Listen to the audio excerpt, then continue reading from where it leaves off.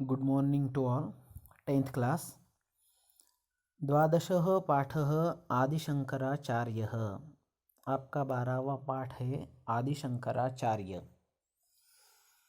तो देखिए, भारत देशे दीर्घ आचार्य परंपरा वर्तते। भारत देश में जो है वह बहुत बड़ी आचार्य परंपरा है। तस्याम अद्वैत सिद्धांतस्य भाष्यकारः जगद्गुरुः आदिशंकराचार्यः प्रसिद्धः। और उनमें से अद्वैत सिद्धांत के भाष्यकार जगद्गुरु आदि शंकराचार्य बहुत ज़्यादा प्रसिद्ध है। महान तत्वज्ञ और ये बहुत बड़े फिलोसोफर्स थे। इससे पहले भी हमें एक फिलोसोफर्स का पाठ आकर चला गया है, जो गौतम बुद्ध का। वो भी भारत के ही थे, ये भी भारत देश के ही है। क्योंकि भारत देश में यह जो आचार्य परंपरा है, यानी कि ये जो फिलोसोफर्स की परंपरा है, ये अलग अलग धर्म की परंपरा है। अभी ये शंकराचार्य हिंदू धर्म के थे, वह जो गौतम बुद्ध थे वह बौद्ध धर्म के थे। तो ये सभी धर्मों में इस तरह की फिलोसोफर्स की जो परंपरा होती है, तो उन्हें कहा जाता है आचार्य परंपरा। तो यह जो है तो और इस फिलोसोफर्स की परंपरा में भी बहुत सारे प्रकार है। द्वैत वेदांत, अद्वैत वेदांत, द्वैताद्वैत वेदांत, अखंड अद्वैत वेदांत, तो ये बहुत सारे हैं। तो उनमें से जो है अद्वैत वेदांत के जो सबसे बड़े भाष्यकार हुए अभी तक, तो वो है जगद्गुरु आदि शंकराचार्य। और यह महान तत्वज्ञ, वही तत्वज्ञ फिलोसोफर्स तो सब ही है, उसमें कोई बात नहीं है। लेकिन यह शंकराचार्य जो है वह, इनको जगद्गुरु यह उपाधि मिल गई है। पूरे जग को जिसने अपने बुद्धि का प्रकाश दिया, तत्वज्ञान का जो जिसने पूरे विश्व में अपना भारत देश का तत्वज्ञान फैला दिया। अयम जन प्रबोधनार्थम, और लोगों का प्रबोधन करने के लिए भारत भ्रमणम कृत्वा, पूरे भारत में भ्रमण करके भारतस्य चतस्रुषु दिक्षु पीठानि स्थापयत, उन्होंने भारत देश के चारों दिशाओं में 4 पीठों की स्थापना की है। यानी कि 4 मठों की स्थापना पूर्व पश्चिम दक्षिण उत्तर में की है। तो उसमें जो है पहला है ज्योतिष मठ बद्रिकाश्रम में, दूसरा है श्रृंगेरी मठ जिसे शंकराचार्य पीठ कहा जाता है, वो कहाँ है तो श्रृंगेरी में है। उसके बाद है द्वारिका में शारदा पीठ, और लास्ट का है जगन्नाथपुरी में गोवर्धन पीठ। तो इस तरह से यह 4 पीठ उन्होंने, यानी कि 4 मठ इन्होंने स्थापन किए हैं।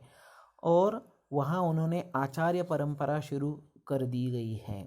और यह आचार्य परंपरा आज भी शुरू है, ऐसा नहीं है कि उस जमाने में शुरू की थी और आज बंद हो गई है, तो आज भी है। और ये कब से है? इन शंकराचार्य का जन्म तो है ईस्वी सन पूर्व 5वें शतक माना जाता है। और टोटली इनकी आयु कितनी थी? 32 ईयर ही यह मतलब इनका जीवन था। तो उस 32 ईयर के जीवन में ही उन्होंने पूरे विश्व को खुद के नॉलेज से प्रभावित किया था। और वह बहुत बढ़िया जो है वह फिलोसोफर्स थे, तत्वज्ञ, कि जिनका तत्वज्ञान जो है उन्होंने पूरे विश्व के लिए समर्पित किया और पूरे विश्व को उन्होंने एक दिशा दी। इसके कारण इन्हें कहा जाता है जगत गुरु, जो पूरे जग के गुरु थे। और उन्होंने जो 4 पीठ स्थापन किए वो, और उसके बाद तेन रचितानि गेयानि अर्थपूर्णानि स्तोत्रानि अद्यापि जनानां मुखेषु विराजन्ते। और उन्होंने रचे हुए जो कोई स्तोत्र है, तो वह आज भी लोग उनको गाते हैं, उनको बोलते हैं, उनको याद करते हैं। तस्य जीवन चरित्रात् 2 प्रसंगों अत्र उद्धृतौ, और उनके जीवन चरित्र से 2 प्रसंग यहाँ हमने लिए हुए हैं। देखो, आदि शंकराचार्य ने जो बुक लिखे हैं वो बुक के बारे में बताता हूँ। देखो, शंकराचार्य ही रचितम साहित्यम, शंकराचार्य ने कौन कौन सा साहित्य रचा है?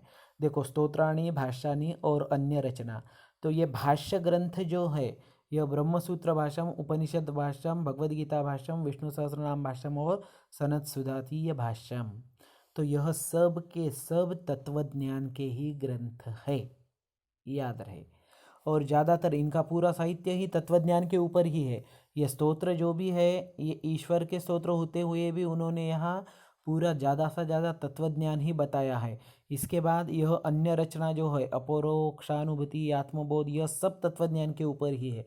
मतलब इनका 85% से 90% लिखान जो है वह फिलॉसॉफी के ऊपर ही है। और उनमें से महत्व है ये भाष्याणी यानी कि भाष्य ग्रंथ, ब्रह्मसूत्र भाष्यम, उपनिषद भाष्यम, ये 5 भाष्य ग्रंथ लिखे हैं जो समझने के लिए बहुत ही हार्ड है। या उसे ऐसा भी कहा जाता है कि ये बहुत ही उच्च लेवल के जो है हाई लेवल के ग्रंथ है ये सब। तो देखते हैं, ठीक है। तो ये ग्रंथ भी देखा जाए तो कम से कम 50 के आगे ही है। ठीक है, लेसन की ओर आते हैं फिर से। तो तस्य जीवन चरित्रात् महत्वपूर्ण द्वौ प्रसंगौ अत्र उद्धृतौ। तो उनके जीवन चरित्र से 2 प्रसंग यहाँ हमने उद्धृत किए हैं। देखिए यहाँ कुछ क्वेश्चन आपको पूछे हैं। यूयम कानि स्तोत्राणि जानीथ, आप कौन कौन से स्तोत्र जानते हैं? अगर जानते हैं तो जानते हैं, जैसे राम रक्षा स्तोत्र है, उसके बाद मारुति स्तोत्र है। ठीक है, जानते हैं तो जानते, नहीं जानते हैं तो नहीं जानते। चरपट पंजरिका स्तोत्रस्य रचयिता कह, चरपट पंजरिका स्तोत्र के रचयिता कौन है? कौन है? तो शंकराचार्य है। शंकराचार्य से कार्य विषय किम जानीथ, शंकराचार्य के कार्य के बारे में आप क्या जानते हैं? तो जानते हैं उनके कार्य के बारे में, उन्होंने जो है भारत देश के 4 दिशाओं में 4 मठों की स्थापना की है और वहाँ से वेदांत का प्रचार प्रसार होता है। और ये पीठ आज भी मौजूद है, आज भी यहाँ शंकराचार्य की परंपरा चलती है। उसके बाद उन्होंने पूरे विश्व के लिए जो है वह तत्वज्ञान का प्रचार प्रसार किया है। और यह एक श्रेष्ठ फिलोसोफर्स थे, यानी कि तत्वज्ञानिक थे। और उसके बाद उनका जन्म जो है वह ईस्वी सन पूर्व 5वीं शताब्दी में हो गया था।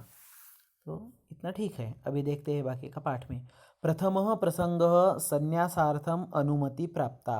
तो इनका पहला प्रसंग यहाँ बता रहे हैं। लेसन जो है वह 2 भागों में डिवाइड है, एक पहला भाग और एक दूसरा भाग। तो पहला प्रसंग प्रथम प्रसंग, पहला प्रसंग, और जो बाद में आएगा वो दूसरा प्रसंग। और उसमें से ये पहला प्रसंग बहुत इम्पोर्टेंट है, क्योंकि इनमें जो है वह उनके सभी चीज़ें, उनके गाँव, उनका शिक्षण, यह सब चीज़ें यहाँ बताई हुई हैं कि जिसके हर एक वाक्य के ऊपर एक एक दोन दोन क्वेश्चन निर्माण हो जाते हैं इस तरह के। इसके कारण ये अच्छी तरह से देखना है, पढ़ना है। देखो, भारतस्य दक्षिण दिशि केरल प्रदेशे अलुवा नगरस्य समीपम कालडी नामक ग्रामः। देखो लोकेशन बता रहे हैं कि कहाँ है ये गांव, कौन सा गांव है? कालडी नाम का एक गांव है। कौन से देश में है? तो भारतस्य दक्षिण दिशि यानी कि भारत देश में। कौन सी दिशा में है? यानी कि साउथ में, दक्षिण दिशा यानी कि साउथ में है। केरल प्रदेश है, कौन से प्रांत में है? भारत देश जो है वह बहुत सारे प्रांतों में बांटा हुआ है, मध्य प्रदेश, राजस्थान, महाराष्ट्र, आंध्र प्रदेश, उसके बाद केरल, उसके बाद तमिलनाडु। तो उनमें से जो दक्षिण भाग में यानी कि साउथ में है तो वह है एक प्रांत केरल। तो उसमें अलुवा नाम का एक नगर है, तो उस नगर के पास में कालड़ी नाम का एक गांव है। इसी गांव के है आदि शंकराचार्य। सह ग्रामः पूर्णा नदी तीरे वर्तते। और वह जो गांव है वहाँ से भी एक पूर्णा नदी जाती है, तो उस गांव, वह पूर्णा नदी के किनारे वह गांव बैठा हुआ है। तत्र जगद्गुरोः शंकराचार्यस्य जन्म ख्रीस्ताब्दे 8वें शतके अभवत्। और वहाँ जगद्गुरु शंकराचार्य का जन्म ईस्वी सन के 8वें शतक में हो गया है। देखो अभी इनके जन्म के बारे में जो है वह थोड़ा कम ज़्यादा आया हुआ है, लेकिन आपको यहाँ हमारे बुक में जो दिया है वही लिखना है। कोई मानते हैं कि उनका जन्म जो है ईस्वी सन पूर्व हुआ है, तो कुछ लोग बोलते हैं कि 8वीं शताब्दी में हो गया है। तो ठीक है, यहाँ हमारे बुक में जो है यही हमको लिखना है। तो जन्म ख्रीस्ताब्दे 8वें शतके अभवत्। इनका जन्म जो है वह ईस्वी सन 8वें शतक में हुआ था। तस्य पिता शिवगुरुः माता आर्यांबा चास्ता। तो उनके पिता का नाम शिवगुरु था और माता का नाम जो था वह आर्यांबा था। याद रहे, उनके पप्पा का नाम शिवगुरु और माता का नाम आर्यांबा था। बाल्ये एव तस्य पिता शिवगुरुः दिवंगतः।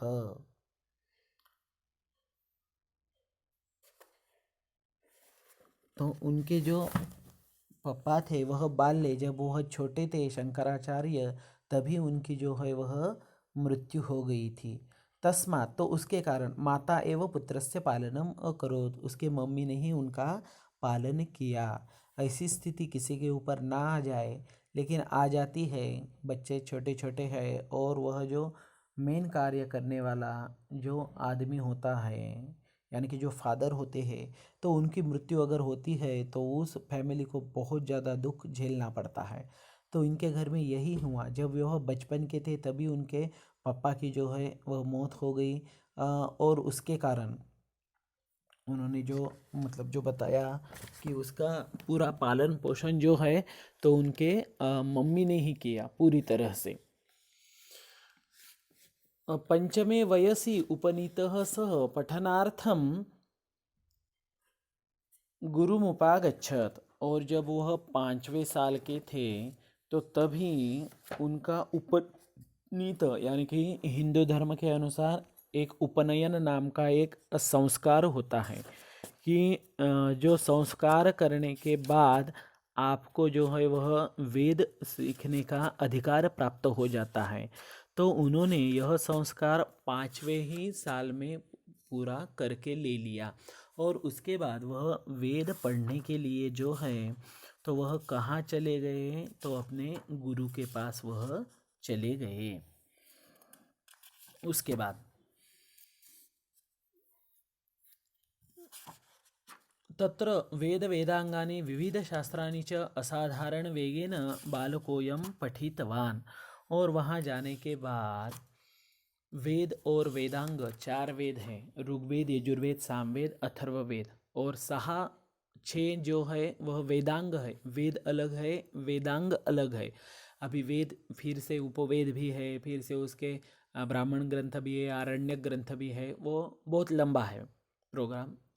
तो आपको जितना बुक में दिया है उतना ही देखना है। वेद और वेदांग, तो वेद बोले तो 4 वेद ही मुख्य माने जाते हैं, तो वह 4 वेद और वेदांग, वेदांग जो है वह 6 माने गए हैं। तो वह 6 वेदांग और यह 4 वेद और विविध शास्त्राणी, हिंदू धर्म में 6 शास्त्र भी माने गए हैं। न्याय, वैशेषिक, मीमांसा, पूर्व मीमांसा, उत्तर मीमांसा, और उसके बाद है योग। तो इस तरह के यह 6 शास्त्र भी उन्होंने असाधारण वेग ने, यानी कि बहुत ज़्यादा वेग से, बहुत ज़्यादा स्पीड से उन्होंने वह पूरी तरह से जो है वह सीखे। और उसके बाद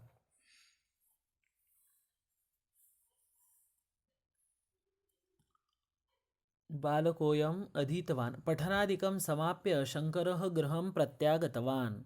और वह पढ़ने का उनका जो प्रोग्राम था, मतलब पढ़ाई का, तो ऐसा माना जाता है कि जब गुरु के घर चले जाते हैं तो कम से कम 12 वर्ष और ज़्यादा से ज़्यादा, मतलब आपको जितने दिन रहना है उतने दिन भी आप अध्ययन कर सकते हैं, उसका तो कुछ नहीं। लेकिन कम से कम 12 साल तो भी वहाँ जाने के बाद, यानी कि गुरुगृह में जाने के बाद, आश्रम में जाने के बाद पढ़ाई करके आना पड़ता है। तो रूल इस तरह का था कि 8 साल का जब बच्चा होता है तो उसका उपनयन संस्कार होके वो चला जाता है, और 12 या 14 साल रहता है, यानी कि 20-22 की उम्र में वह वापस चला आ जाता है। लेकिन शंकराचार्य का ऐसा नहीं हुआ। जब वह 5 साल के थे तभी उन्होंने उपनयन संस्कार करके गुरु के पास चले गए। और बहुत ही ज़्यादा उनके जो बहुत ज़्यादा असाधारण बुद्धिमत्ता होने के कारण उन्होंने बहुत जल्दी जल्दी सब कुछ पढ़ा और वो घर आ गए। पठनादिकम समाप्य, अभी आपके मन में शंका आई होगी कि जल्दी जल्दी पढ़ा मतलब वह कितने साल में उन्होंने वेद पढ़े। तो आपके ही बुक में दिया हुआ है पेज नंबर 66 के ऊपर कि अष्टवर्षे चतुर्वेदी। जो वेद पढ़ने के लिए 12 साल का टाइम लगता है, अच्छी तरह से स्टडी किया तो 12 साल, नहीं तो 14-16 कितना भी हो सकता है। तो वह 12 साल का स्टडी उन्होंने अष्टवर्षे चतुर्वेदी, यानी कि जब वो 8 साल के थे तभी उन्होंने चारों भी वेद पढ़ लिए थे। मतलब गए 5 साल की उम्र में, और चारों वेदों को भी उन्होंने अध्ययन किया 8 साल की उम्र में। मतलब 3 साल में ही उन्होंने सब चारों भी वेद पढ़ लिए। ये क्यों हुआ? तो उनके असाधारण बुद्धिमत्ता के कारण। गृहम प्राप्य मातृसेवाम आरभत च, और घर में आने के बाद उन्होंने मातृसेवा की शुरुआत की, क्योंकि पापा तो नहीं थे, माता ही थी, तो वह माता की सेवा करने लगे। माता आर्यांबा पुत्रस्य विवाह विषय सदैव चिंतयति स्म, और उनकी जो माता थी, जो मम्मी थी, तो वह अपने, अभी बच्चा 8 साल का हो गया तो उसकी शादी करनी चाहिए, तो उस ज़माने में बहुत जल्दी शादी करते थे। तो वो भी मतलब समाज के हिसाब से देखती थी कि अभी बच्चे की शादी होना चाहिए, कैसी हो जाए, मेरा तो हस्बैंड नहीं है, तो ऐसे वो बहुत ज़्यादा मतलब चिंता करती थी। परंतु मनसा वचसा कर्मणा च विरक्तः शंकरः संन्यासार्थम अनुमतिम प्रार्थयत। लेकिन जो मनसा यानी कि मन से, वचसा बोले तो वाणी से यानी कि बातों से, और कर्मणा यानी कि कार्य से, च विरक्तः यानी कि जो पूरी तरह से विरक्त था, जिसका ये था पूरी तरह से, मतलब जो व्यवहारिक और सांसारिक विषय है उसकी जिसके मन में कुछ भी लालसा नहीं थी, उस चीज की लालसा नहीं होना, उसके बोलते विरक्त। शंकर संन्यासार्थम अनुमतिम प्रार्थयत, तो शंकर जो थे तो इस तरह से, मतलब माता जो बोलती थी कि शादी करो, जीवन जियो अच्छी तरह से, तो वह उससे पूरा विरक्त था, मतलब उसके मन में कोई भी इच्छा नहीं थी उसकी। और वह हमेशा मम्मी को, अपनी माता को संन्यास लेने के लिए अनुमति यानी कि वह परवानगी मांगता था कि मुझे संन्यास लेना है, आप मुझे अनुमति दे दीजिए, आप मुझे परवानगी दे दीजिए।